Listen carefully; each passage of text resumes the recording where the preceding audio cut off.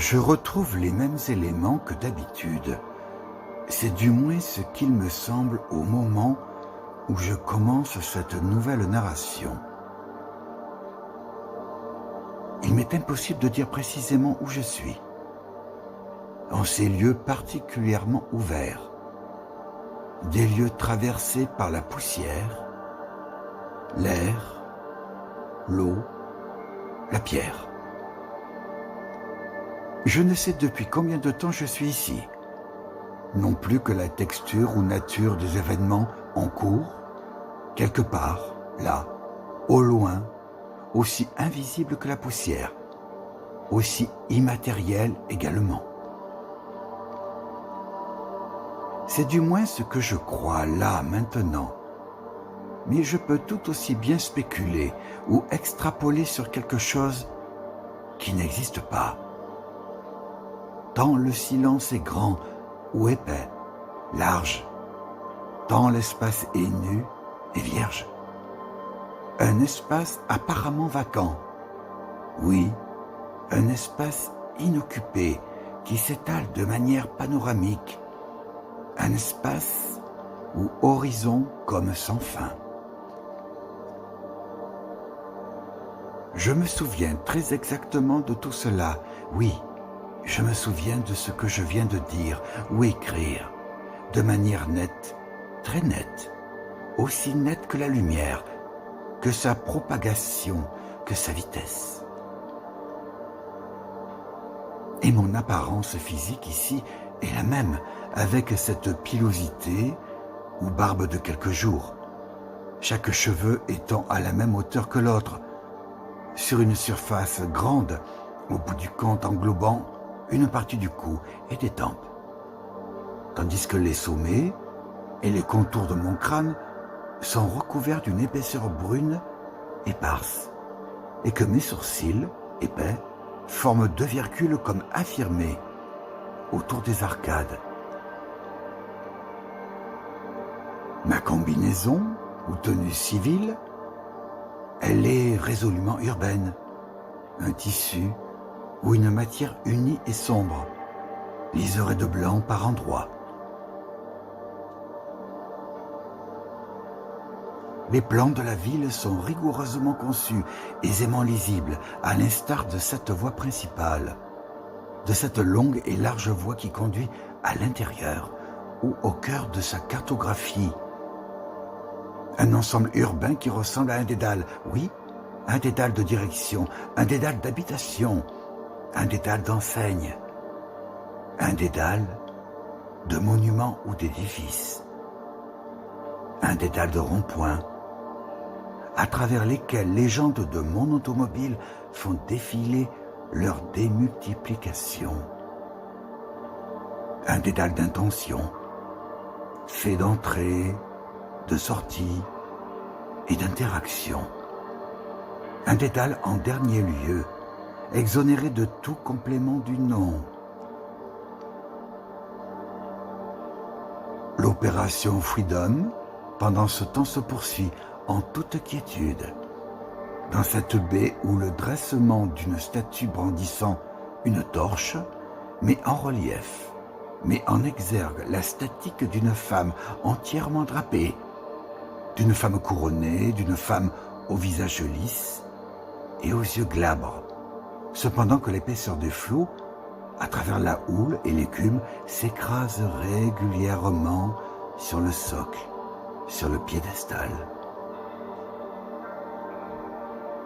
Son visage glabre tendu vers les cieux, où l'horizon est bien au-dessus de la sagesse, oui, son visage lisse comme du métal ou de l'eau saline projette sans cesse ce qui est de l'ordre de l'immatériel, de l'éternel.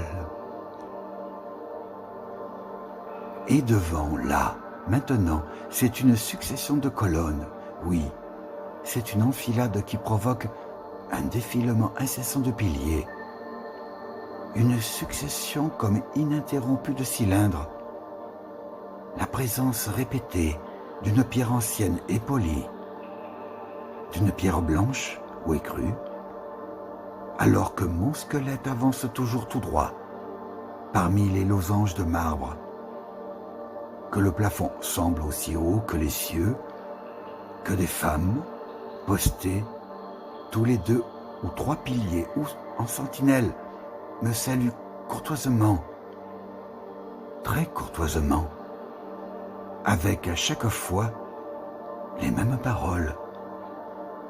Bonjour, monsieur le narrateur.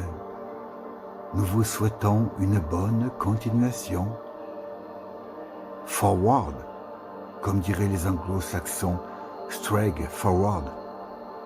Tout en poursuivant mon avancée, ce sont des architectures immenses qui envahissent mon cortex, qui font son siège. Oui, ce sont des termes dont la longueur s'étire comme sans fin. Une salle succédant à une autre, jusqu'à ce que les bains impriment leurs multiples rectangularités liquides. Ce sont des amphithéâtres vacants, dont la forme ovale est simplement emplie de silence, d'un silence plein à l'intérieur, duquel l'azur et la lumière prennent toute leur place.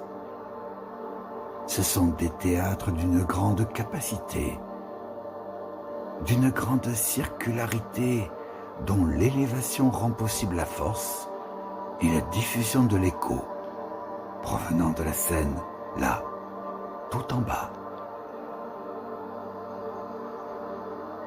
Ce sont des triangles pleins. Aussi, ce sont des œuvres ou des chefs-d'œuvre égyptiens, oui, de hautes pierres qui finissent par former une arête, une pointe projetée vers les cieux. Acquiescer librement au destin. La circonvolution d'escalier maintenant sollicite largement et continuellement les muscles de mes jambes et bientôt de tout mon corps. Mon squelette se hisse en absorbant les marches 2 par 2 ou 3 par 3, tandis que mon cortex gagne en plasticité. Manus pompé. C'est une embouchure maintenant. C'est un port récemment bâti ou construit qui dévoile toute sa surface bétonnée des 2 côtés. L'eau de la mer s'engouffrant paisiblement à l'intérieur par le biais de canaux. Longue ligne blanche qui enserre l'eau. Une eau mobile, une eau tranquille. Arrivé au sommet, je découvre un paysage sauvage, fait de rochers, de verdure, d'écume.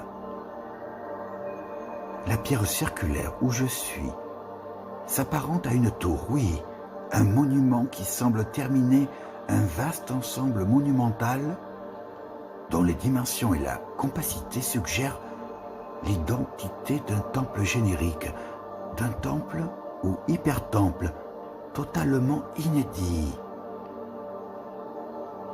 Et pendant que sa masse blanche absorbe une grande partie de l'espace, au-dessus de moi, au-dessus de ma tête, c'est une flamme qui se dresse à l'intérieur d'une cavité cylindrique, à partir de laquelle ces formes toujours actives ondulent sans cesse.